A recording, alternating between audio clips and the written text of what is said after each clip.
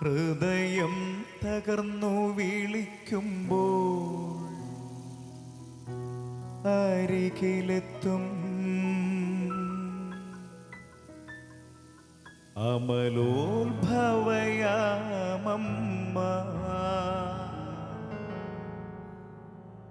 മിഴിനീരൊപ്പിത്തഴുകിത്തലോടും അനവദ്യ സ്നേഹമമ്മ.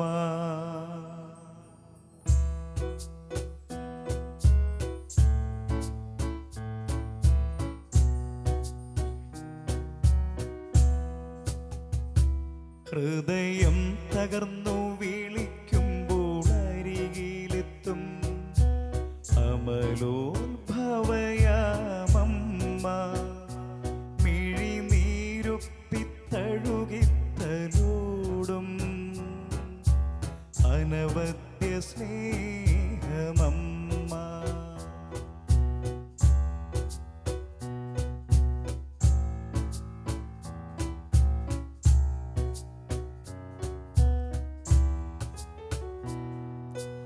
ആരൊക്കെ നമ്മെ മറന്നിടിലും മറക്കാത്ത സ്നേഹമാണമ്മ. ആഴിതൻ ചുഴികളിൽ വീണിടിലും താഴാതെ താങ്ങിടും അമ്മ.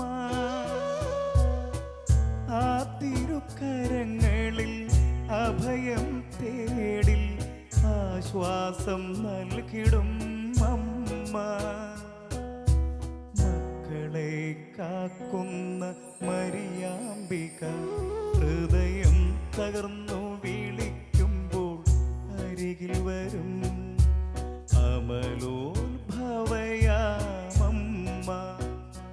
മിഴിനീരൊപ്പിത്തഴുകിത്തലോടും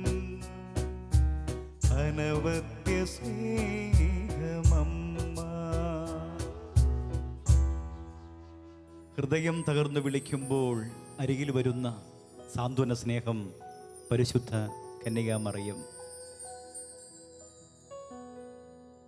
അപേക്ഷിച്ചാൽ ഉപേക്ഷിക്കാത്ത നിർമ്മല സ്നേഹത്തിൻ്റെ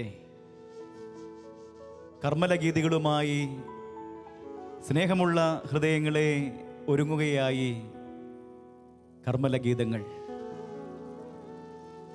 നമ്മുടെ പ്രാർത്ഥനകൾ പരിശുദ്ധ അമ്മയുടെ വിമല ഹൃദയം വഴി ഈശോയ്ക്ക് അർപ്പിക്കാം. ഈശോയ്ക്ക് ഒന്നേ പറയാനുള്ളൂ, നീ എൻ്റെ തിരുഹൃദയത്തിൻ്റെ അനുരൂപമായ ജീവിതം നയിക്കാൻ ആഗ്രഹിക്കുന്നുവെങ്കിൽ എൻ്റെ അമ്മയിലൂടെ നീ എന്നിലേക്ക് കടന്നു വരിക. എൻ്റെ അമ്മ വഴി നീ എൻ്റെ അരികിലെത്തണം എന്ന് വിശുദ്ധ ആൻസലമിനോട് ഈശോ അരുളി ചെയ്തു. അസീസിയിലെ വിശുദ്ധ ഫ്രാൻസിസിനോട് ഈശോ ഇങ്ങനെ അരുളി ചെയ്തു, ഫ്രാൻസിസ്, എൻ്റെ അരികിൽ വരാനുള്ള ഏറ്റവും സുഗമമായ മാർഗം എൻ്റെ അമ്മ തന്നെയാണ്. പരിശുദ്ധ അമ്മയെ നമുക്ക് വാഴ്ത്തിപ്പാടാം. കാർമൽ ഗീതങ്ങളിലൂടെ അമ്മയ്ക്ക് സ്നേഹവണക്കം നൽകി നമുക്ക് ഒരുമിക്കാം. ഈശോനാഥൻ കാൽവരിയിൽ അന്തിമ നിമിഷങ്ങളിൽ നൽകിയ സ്നേഹ സമ്മാനം പാടാം, പാടി പ്രകീർത്തിക്കാം.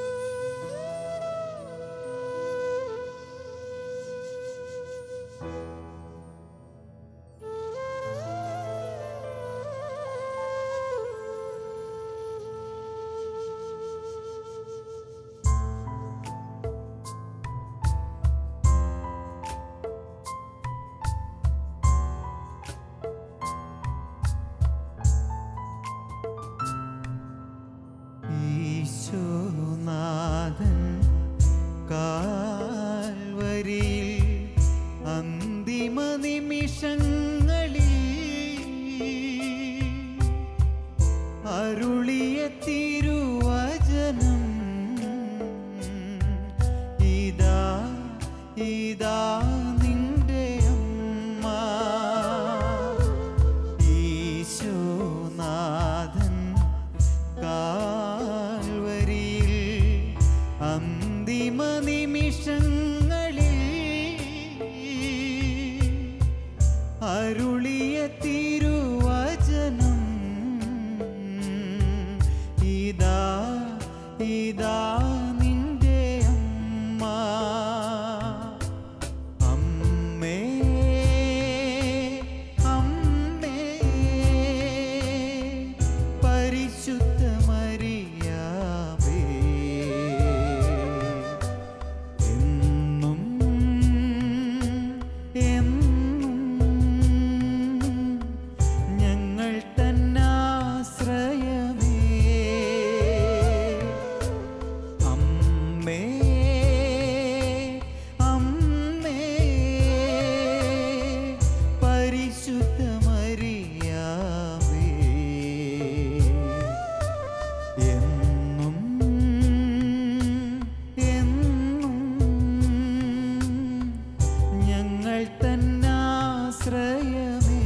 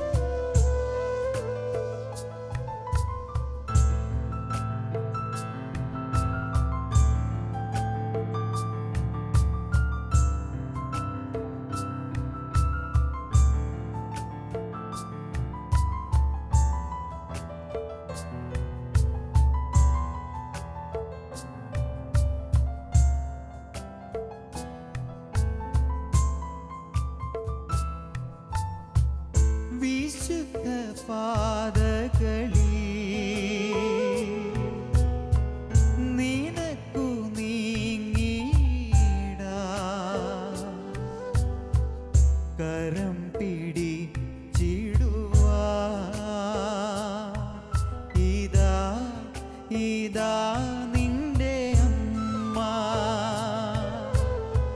വിശുദ്ധ പാദകളിൽ നിനക്കു നീങ്ങിടാ കരം പിടിച്ചിടുവാ ഇതാ ഇതാ നിന്റെ അമ്മ ഈശോനാഥൻ കാൽവരിയിൽ അന്തിമ നിമിഷങ്ങളിൽ അരുളിയ തിരുവചനം ഇതാ ഇതാ നിന്റെ അമ്മ അമ്മേ അമ്മേ പരിശുദ്ധ മറിയാമേ എന്നും എന്നും ഞങ്ങൾ തന്നാശ്രയമേ ഞങ്ങൾ തന്നാശ്രയമേ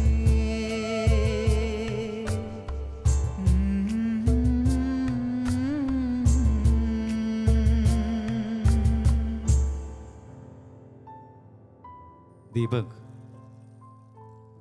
അമ്മേ അമ്മേ പരിശുദ്ധ മരിയാമ്പേ, ഇന്നും എന്നും ഞങ്ങൾ തന്നെ ആശ്രയമേ.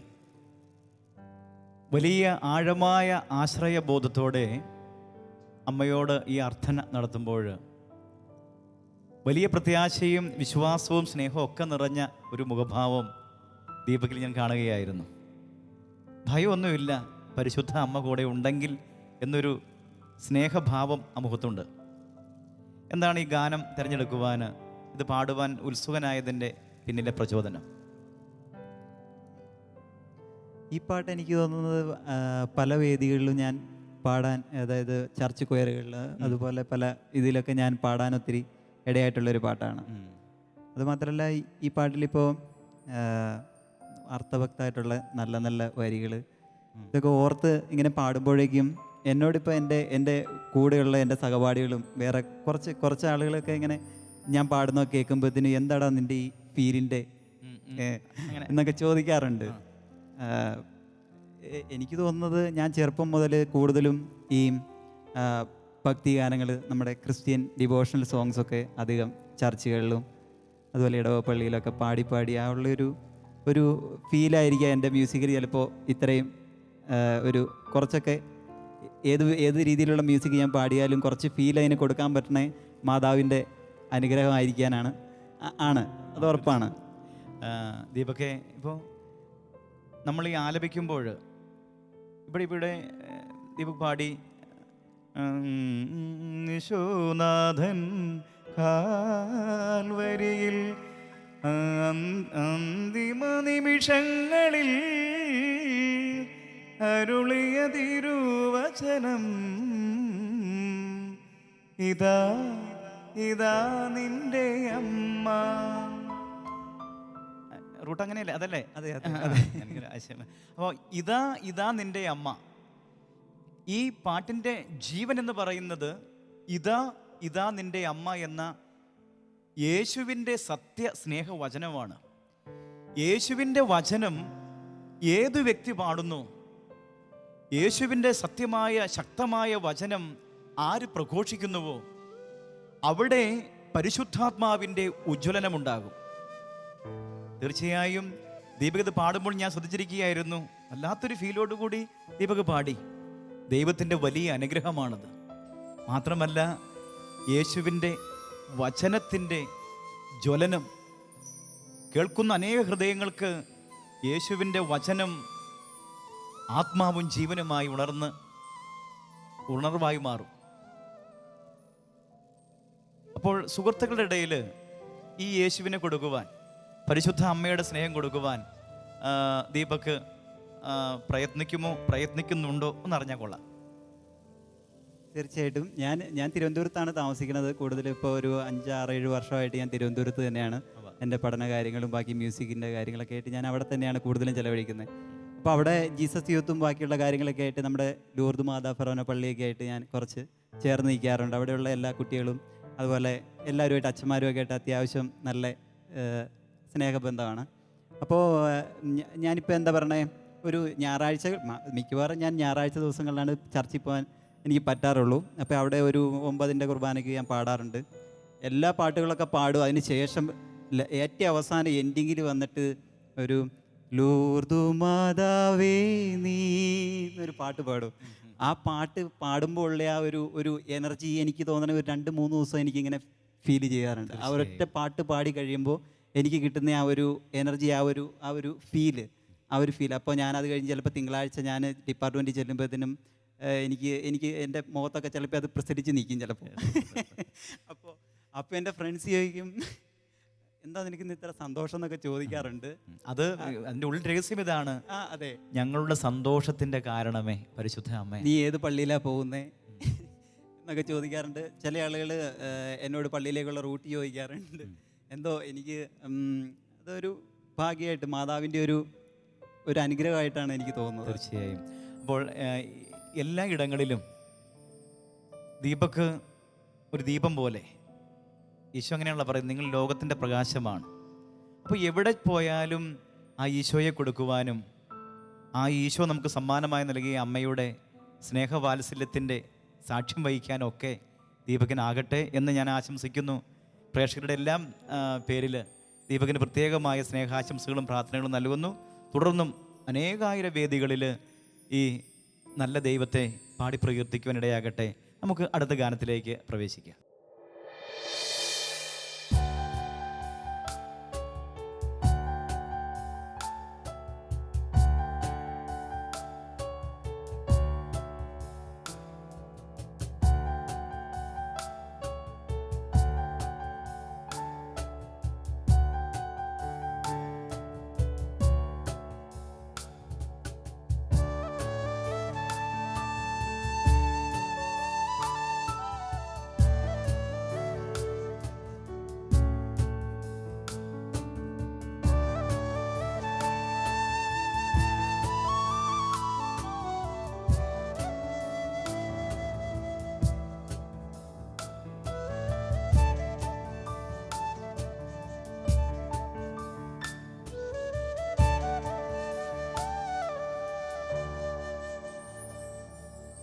യേശുവിൻ അമ്മേ മാതാവേ, അരുമസുതർക്ക് ആലംബമേ, ഇരുകൈകൾ നീട്ടി നീ വിളിക്കുന്നത് ഞങ്ങളെ അല്ലയോ.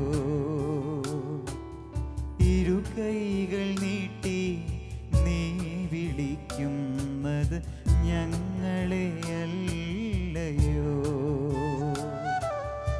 യേശുവിൻ അമ്മേ മാതാവേ, അരുമസുതർക്ക് ആലംബമേ, ഇരുകൈകൾ നീട്ടി നീ വിളിക്കുന്നത് ഞങ്ങളെ അല്ലയോ. ഇരുകൈകൾ നീട്ടി നീ വിളിക്കുന്നത് ഞങ്ങളെ അല്ലയോ.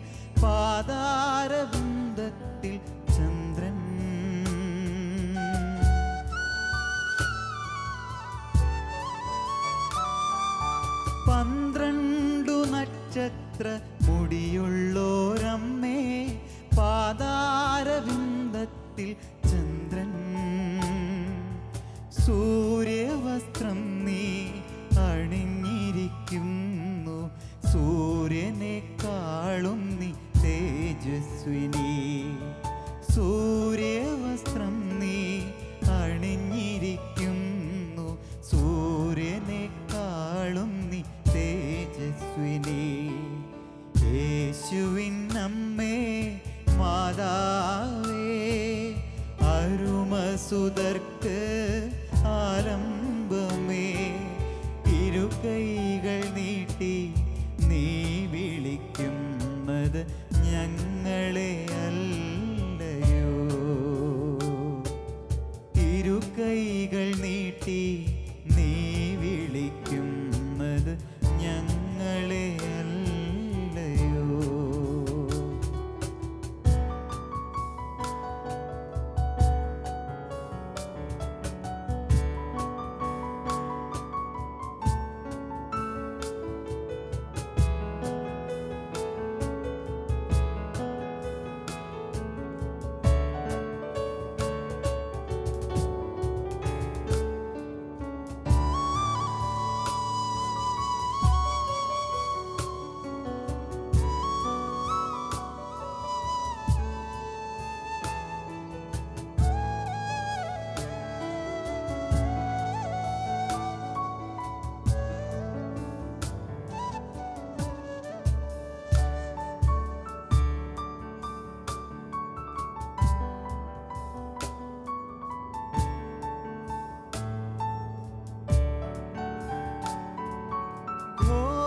സർപ്പത്തിൻ്റെ തല തകർക്കാനായി താതൻ അയച്ചോരെന്നമ്മേ.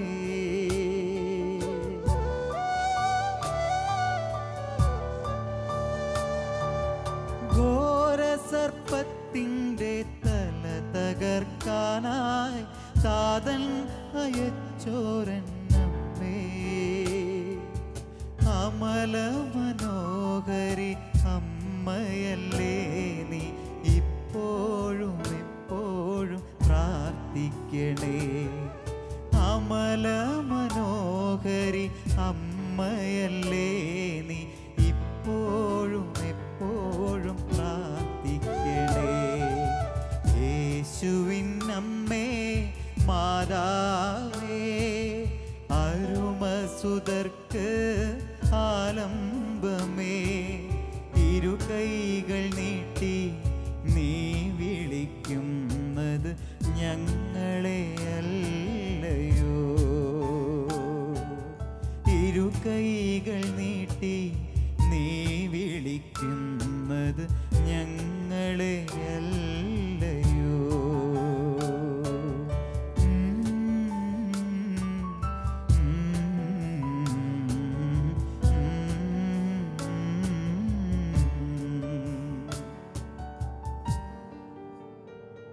ഇരുകൈകൾ നീട്ടി അമ്മേ മേരിനാഥേ, അമ്മ ഞങ്ങളെ വിളിക്കുകയാണല്ലോ.